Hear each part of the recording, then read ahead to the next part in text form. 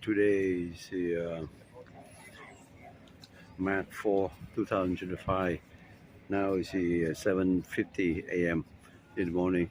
The ship just arrived Tauranga in New Zealand.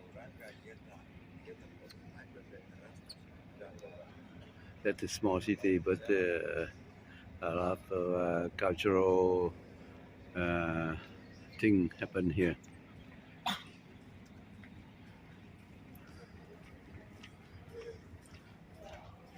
Idemo samo iza onog brda, se slikamo dok nema ljudi. I silazimo.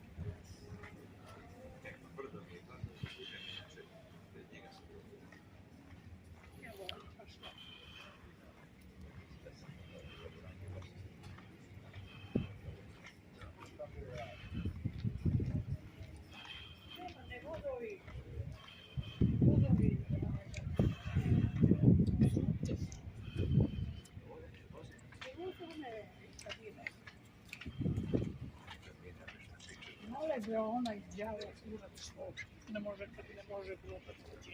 A nam da ti ne znam,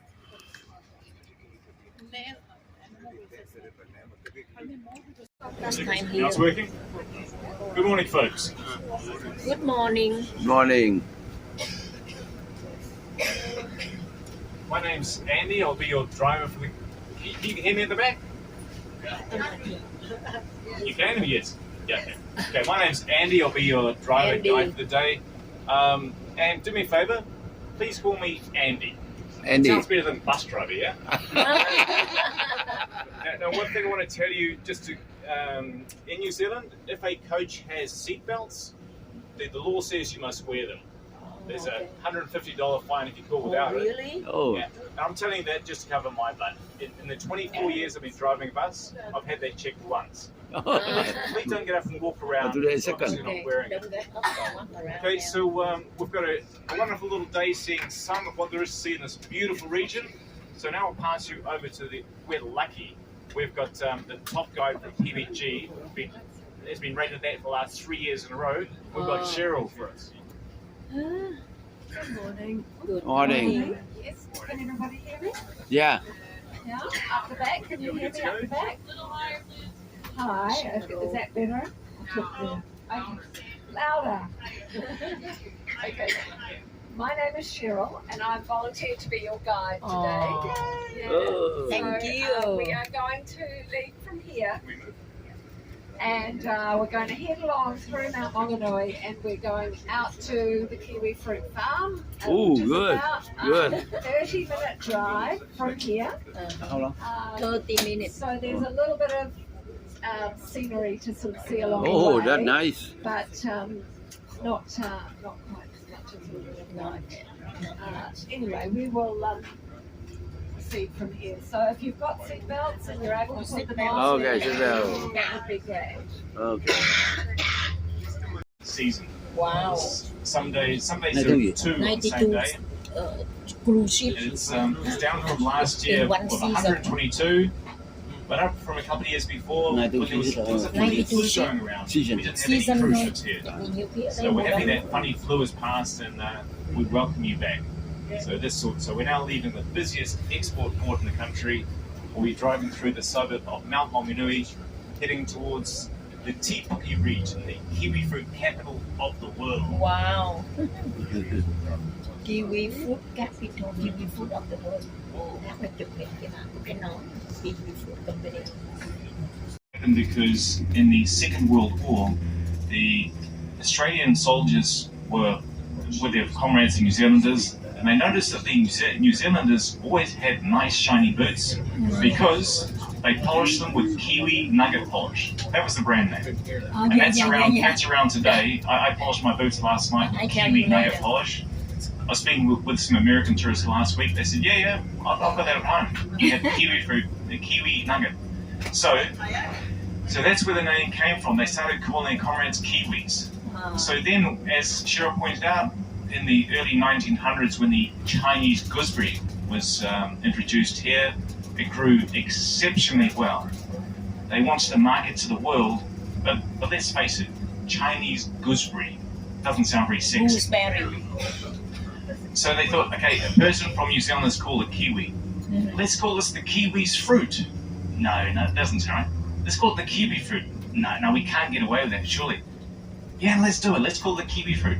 They did that, the name stuck. So why is it called the kiwi fruit?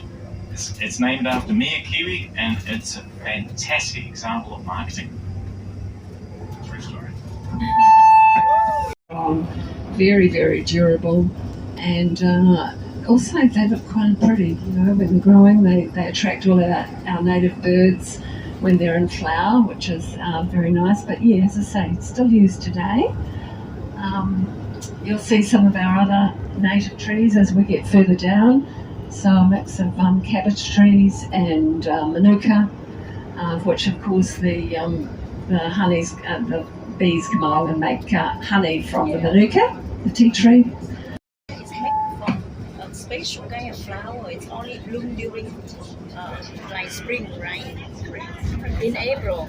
Sometimes our spring is later in the year. It's opposite of the northern hemisphere. Oh, okay. All right. So it's like around September, October.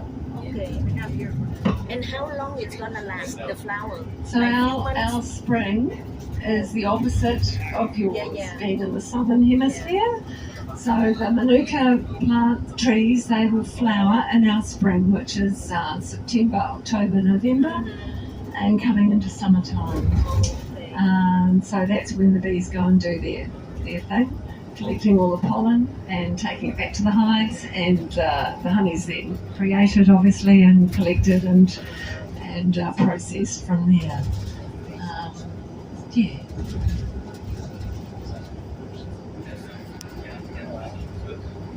So we're literally at the end of our summertime now, and we've gone into the first of autumn or fall, as it's known in the States. It's still very hot right now, but it'll start to cool off in a month or two. It's done. It's nice.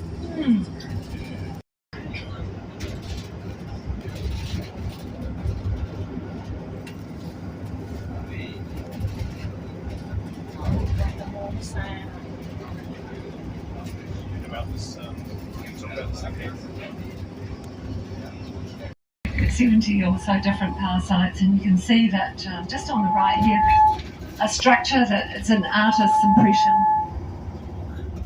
of what a power site would look like.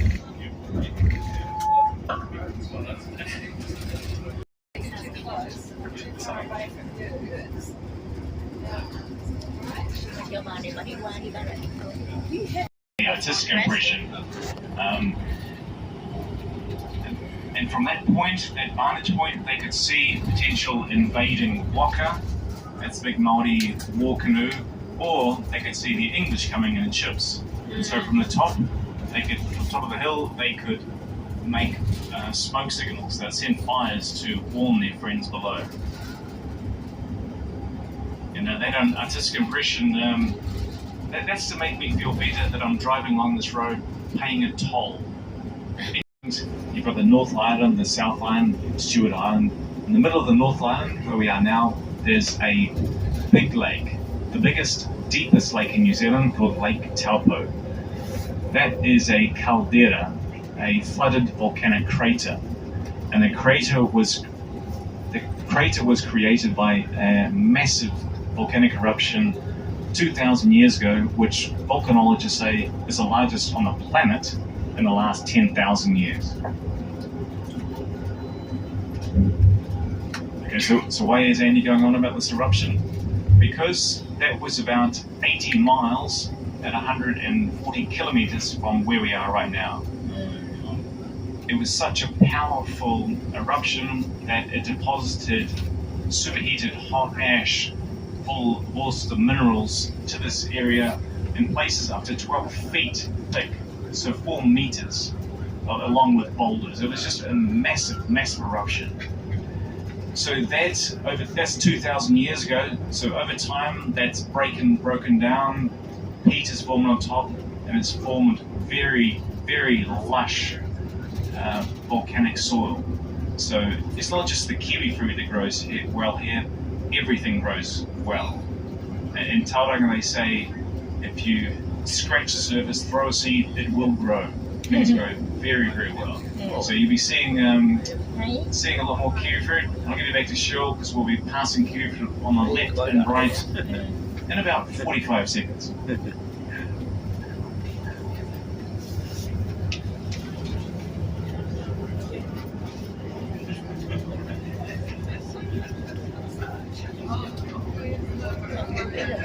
These are green kiwi fruit. That's the kiwi fruit that you'll probably be the most familiar with.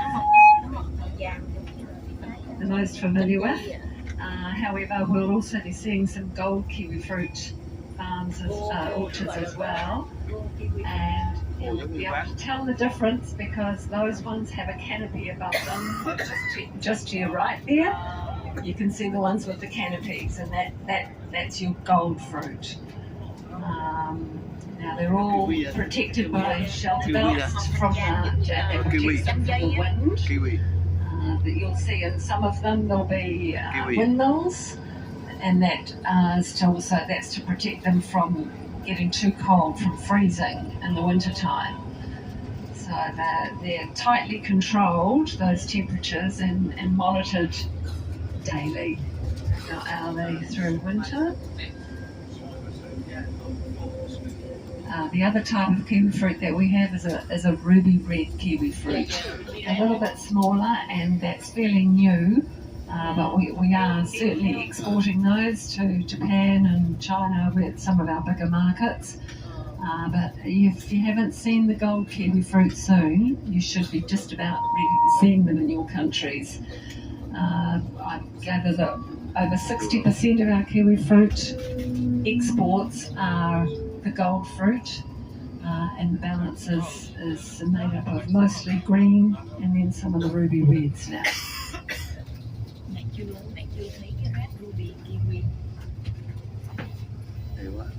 Just as we head around this roundabout here, if you look just in front of where Andy's sitting now, you can see that's a typical car entrance, the picket fence and the other statue there. Now, so as we go in, Andy's going to stop the bus, and then everyone can hop out. He's going to go up and turn around. We'll have a quick talk under the vines, and then get back onto the bus. Just want to let you know that there's no smoking here, and that there is, but for biosecurity reasons, they don't want you touching any of the fruit either. So we're just about at that point where they're beginning to pick. They'll start picking, I think, later this month. So the fruit's very, very delicate. So yes, if you could just be aware of that. Thank you. We don't touch, we can take picture. You take pictures? Yeah. By all means, take as many photos as you like. Okay. All right. Hay quá.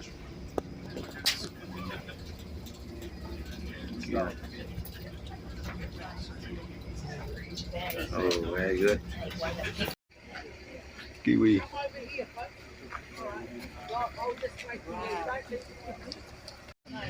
Wow, first time. Oh, first time in my life to see kiwi like this. Wow, that's a lot of fruit. A lot. Go more. Oh, kiwi. Oh my goodness.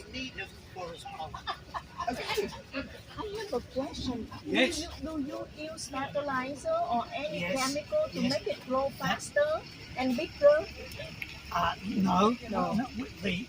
The soil here does not need a lot of fertilizer. It's Oh. a very fertile volcanic soil. Oh, Okay. right. The way we make the fruit grow faster is by girdling. Oh, by this Oh, one. This okay. is called girdling, Really? and by pruning the leaves. Because if we want our fruit to get plenty of sunlight, Oh, I right. see. Sunlight. Okay. it's the carbohydrates that make it Sweeter. Yeah. and bigger. Oh, I see. By right. girdling, Good. the carbohydrates come down the trunk, Okay. get to here, I see. roadblock. Oh. So they turn around, okay. go Going back up to the fruit. and into the fruit I see. instead of going down to the I roots. see. Oh, that But makes in sense. the end, see how it cures itself? Mhm. You wouldn't even know that was a cut. Oh. These are old Yeah. ones. Okay, I New see. one, old one. So Okay. how often do you cut this? That How is done at often? certain times of the year. That would be Oh. done. That would have been done in January I Oh, see. okay. because that's when the fruit is starting to form, Oh. and that's when we want it to go back. Okay. Okay, and so that's when we do it. Is When- it year-round fruit or it's certain? The fruit only bears once a year. Okay. When And if you look up there, if you look up above, Uh-huh. look up through the leaves, Okay, let you'll me see have that's next year's vines. Oh. Okay. Okay. When we have picked these, Yeah. and every one is picked by hand. When we pick these, they're chopped off. See how they've been I chopped see. off here? Okay, okay. Chopped off this, chopped off there, Oh. chopped off here, Uh-huh. there, all dropped on the ground, and it's mulched. Then here's the string lines. Oh. We undo that string Oh. line there, and we drop the new vines down. That's Oh, next season's fruit. Yeah, yeah. All right. Okay. When Next you season's think to time to harvest this one? we will be harvesting in here, I would say, within the next 2 weeks. Certainly not this week or next week, but very, very shortly. Oh. At the moment, we are harvesting our ruby red, Oh. which is the Ruby red, latest we don't have variety of Uh-huh. kiwi fruit. We're harvesting that now. Come early mid-March, we will be harvesting the gold. This one is Mid-April, gold. we will be harvesting the green. Oh. And we usually finish round about the 2nd or 3rd week in June. All And then right. the season is over. But the trick is, by picking this fruit when it's ready to ripen, we can keep it ready to ripen for 6 months. All And we right. do that by keeping it in a cool store at half a degree Celsius. Really? And by keeping it at that temperature, it's as good the day we bring it out, it's as good as the day it went in there. And that's the good thing about the kiwi fruit. They are having a problem already with the gold, the ruby red, and they may need to go back to the drawing board there, but it's not done by, but here was the gold. So this rootstock here would be very old. It's probably 40, 50 years old. Oh, really? It This lasts that plant long? here is probably about 20 years old. Oh. Because originally this would have been a green orchard. And as the new variety comes on, people have a look at it, see if they want to do it, and they procure their short pieces of vine and they graft them into that rootstock. Up it comes, 1 leader goes that way, 1 leader goes that way. But if you have a look, we've got female, female, Oh, how can you male, female. Oh. This whole row here is females. tell? That whole row, Oh. going all Female the way như down hai there. cây. What, 2 football fields? All the way down there, Interesting, huh? males. All Oh. the way down here, females. Oh. All the way down the next one is females. All right. The female is, the male is surrounded by 4 female plants. And that's to ensure that there is plenty of male pollen to pollinate. So Yeah. the Now, we don't want to Yeah, have then too they know many how. males because 1, they don't produce any fruit. yeah. Oh. And secondly, Oh, those deadbeats. secondly, they take up too much room. Yes. Their stuff is everywhere. Males, as we can, They are messy. they are the producers. And look, you can see how much we've got here. Okay? Wow. Now, if, Yeah. when you leave the Interesting. orchard, look Yeah. back and you'll see that the male plants are a lighter shade of green than the females. Okay?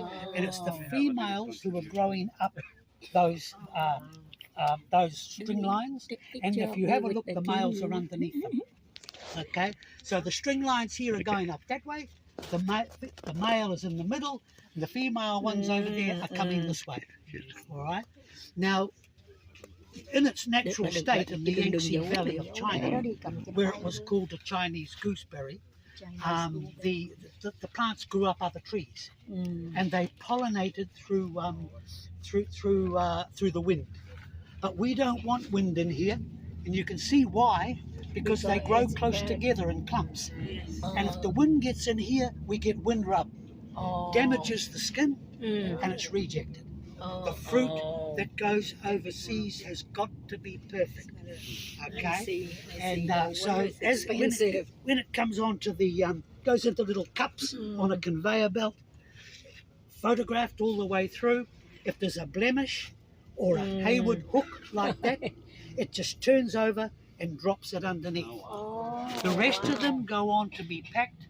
These ones underneath aren't dumped. We use those, and they are what we call grade 2 fruit, and they're used in New Zealand, and they're made into liqueurs. You'll be able to taste a liqueur at the hall. They're made into jams. You'll be able to taste that down the hall. They're made into chocolate, believe it or not. We no longer feed the reject fruit to our cows. We used to, but a lot less now is fed to cows. Most of it is used in a secondary industry. Okay. Now every one of these kiwi fruit, come mid-March, April, every one of these kiwi fruit is going to be picked by hand. Okay. They're picked by a team of about 12 pickers. And they go down 2 rows at a time. They're given one instruction: pick everything. So if this one is still up on here, he's not going to make it. He's not going to make it to the overseas market. He's not even really going to. He shouldn't really even be put in the bin, because he will damage other fruit with that hook. Okay, so all of this sort of fruit should be taken off beforehand. We call it that our thinning of our fruit. Anything that's very small.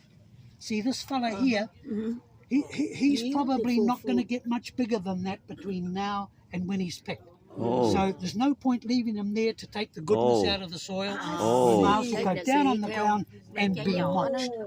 You can see the other thing that they're taking off at the moment are the leaves. And they're taking the leaves from up here off and dropping them to get the sun down here on right. And we here in the Bay of Plenty, we, believe it or not, you wouldn't think so today, but we get about 2,500 hours of sunshine in a year. And that's absolutely crucial. We have to go. We're on a tight time frame. Righto. 1 minute? 2 minutes? 5 minutes. The sun has got to get through to the kiwi fruit so that we can increase the size and we can increase also the sugar levels. Because the trick is, we don't pick kiwi fruit when it's ripe. As I said, pick everything. Oh, right. So if you've left that one on the vine, you're wasting the picker's time. If you've left little ones on the vine, you're wasting their time. They'll pick everything. Because if it's a green orchard, they're paid by the bin. So all they want to do is fill that bin up so it's level and it goes off. So they're as quick as they can. If you're a gold picker, you're paid by the hour. So they go a little bit slower because we need to take care with the fruit. Are they picked off, twisted, They are. flipped? See how my finger is at the top there?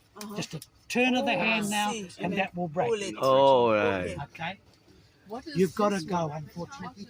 That's girdling. That's girdling. All the goodness from the sun comes down through the leaves. So we can taste the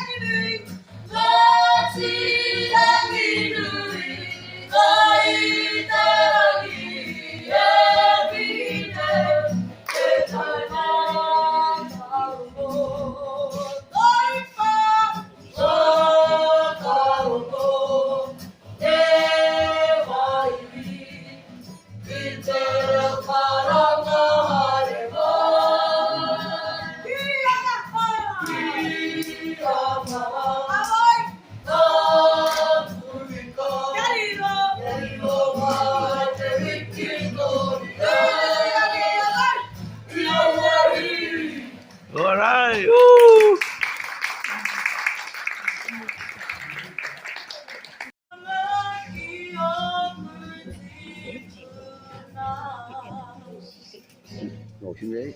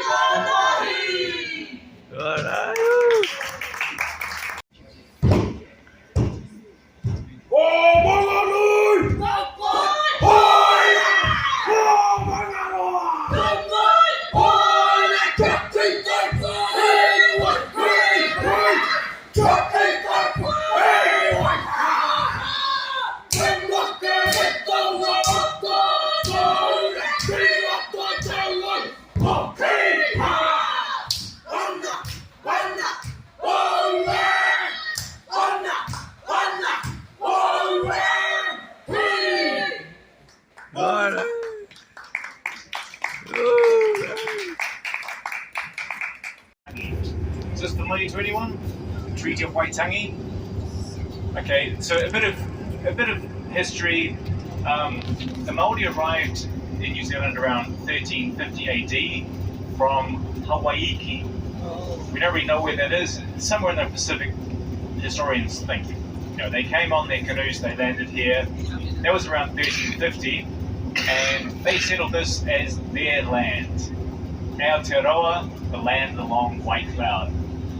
Then a few hundred years later, in the late 1700s, when the English arrived, they discovered New Zealand. They discovered it, but there were some native people here. And the English, they were explorers. They were out exploring to find riches, resources for the crown.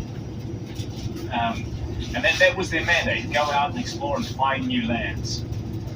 And so they came here and they did what they did all over the world. They tried to conquer the natives. But the Maoris were savage warriors. They were very, very good at hand-to-hand combat. An example of this is shown every time our All Blacks, the New Zealand national rugby team, play an international game of rugby. They perform the haka. I'm guessing some of you have seen this haka. The haka is traditionally it was a war dance to hype the soldiers up, the warriors up, and also intimidate the others. So I've been to tourist shows where they have 30 performers doing this. But you imagine you have 1,200 warriors doing that. Some of the best battles, there was no bloodshed. The other side would see the picture of the king. So Governor Hobson, he was a young guy.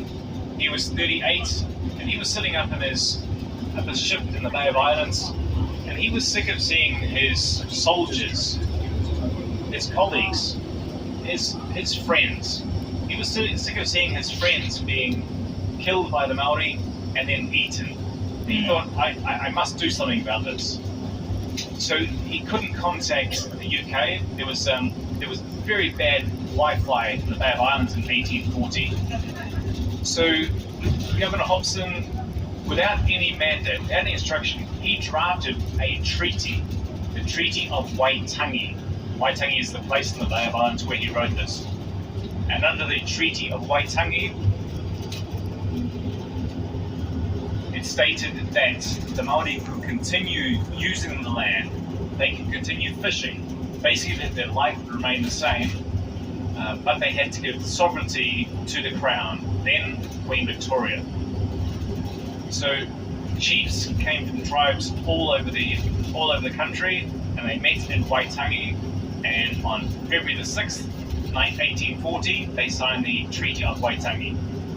February the 6th is a public holiday in New Zealand, has been ever since. But there were two versions of the Treaty of Waitangi, one in English and one in Maori. The one significant difference was the word sovereignty. Sovereignty means the head of state, the king or the queen, the head of state. But the Maori were tribal people, so that the translation of sovereignty was kawanatanga. But kawanatanga does not mean sovereignty. The Maoris didn't understand the concept of a chief of all chiefs because they were tribal people. So that was a significant difference. Because at a basic contractual level, when two parties sign a contract, they have to agree with what they're signing. But clearly, there literally was not a translation of sovereignty in Māori. So there was not a meeting of the minds. So that was 1840, and things calmed down. But then the English came in and said, okay, now we want this land to build a city. We're taking this land. They were basically stealing land from the Māori under the guise of it being, okay, you've signed the Treaty of Waitangi. So that led to the Māori land wars in 1860 and 1870, where there was much bloodshed, both Māori and Pakeha, the European. Things settled down in the early 1900s. Now, it hasn't worked, you're still awake, so I'm just going to jump in history lesson forward a bit to 1990. So initially, the Māori language was forbidden. Children weren't allowed to speak it in schools. It was their native language, but they weren't allowed to speak it. But then things changed. There was interracial marriage, a lot of interracial marriage that the Māoris settled in. Today, Māori is a New Zealander, I'm a New Zealander. We have the same rights. We are the same people. And there is some, but there is very little racism in this country. So Māori went to school, they went to high school, they went to university, they went to law school. Some of the smarter ones in law school, they looked back at this treaty from 1840, remember that's 150 years earlier, and said, under the Treaty of Waitangi, you said we could continue using our land, we could continue fishing. This has not been obeyed. The government do something about this. So in 1990, they passed the Treaty of Waitangi Act 1990, which established the Treaty of Waitangi Tribunal, whereby if you felt that your ancestors, your predecessors, had been unjustly treated by the treaty not being obeyed, you could seek compensation. Maori who flies a plane. Exactly. Maoris do the same jobs as anyone else. So there's no They're not disadvantaged. no, the Maoris are not disadvantaged at all. Nó bự con quá, nó không có smile. Nó giống như con mẹ. But basically, as we pass this golf course, I want to share a little story with you. In New Zealand, we have the second highest number of golf courses per capita in the world. We have one golf course for every 10,000 people. That's around 400 golf courses. So we have a lot of golf courses, second only to Scotland. Gold Coast. And here, golf is not just a rich person's sport, it's a sport for everyone. Around here, there's 36 holes at Omani Golf Club, cost you $42. So by world standards, that's very cheap. And just to let you know how cheap it is, I've got a friend who is a greenkeeper on a course on the other side of town. And I was having a coffee with him before Christmas. And he was telling me about two Japanese gentlemen. They came to his pro shop about 4 o'clock in the afternoon, and they both bought a set of clubs. They paid 1,200 New Zealand dollars, so around 700 US for a set of clubs. But they didn't seem very fussy about the clubs. Yeah, okay, those will do. Anyway, it was they were playing twilight golf because at that time of the year it doesn't get dark till about 9 o'clock, 9 p.m. Remember, Christmas is our summertime. So he closed up his pro shop at 5 o'clock. When he came back to work the next day and he opened a shop at 8 o'clock, the two sets of clubs were sitting on his doorstep, once he'd sold the day before. And we worked out that the Japanese gentleman thought that the $1,200 they paid were the green fees and a fee to hire the club. So my mate, and to protect his privacy, I may call him Bart, because that was Bart's name. That is Bart's name. So yeah, Bart was very happy, and in fact the coffee he had was on him.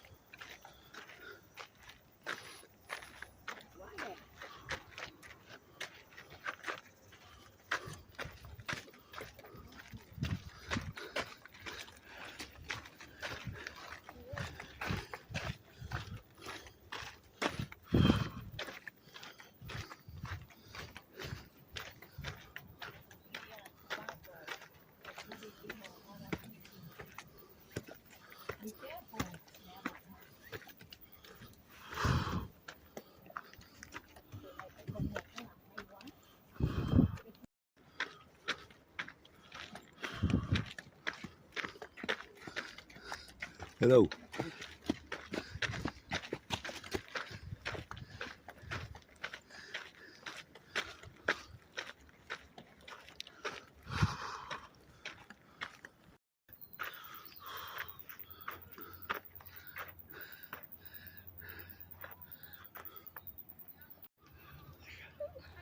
You record it? Okay.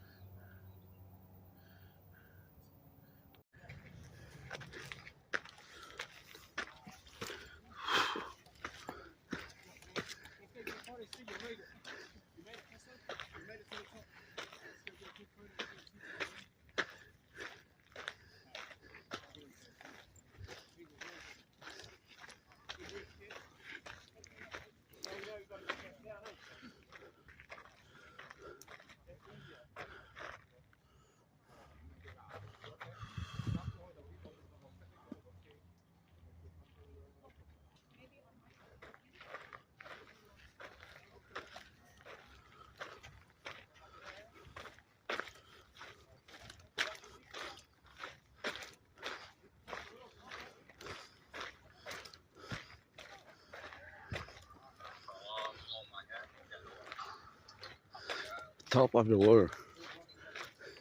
Top of the mountain.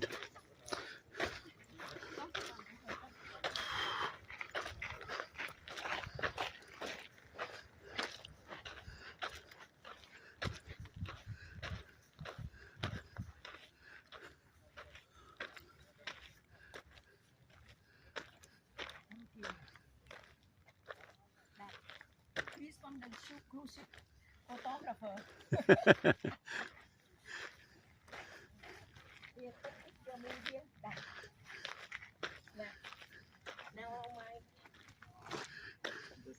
Oh, this one 2,000 something. Yeah. Vậy là tới 6.000 feet à? Oh no, we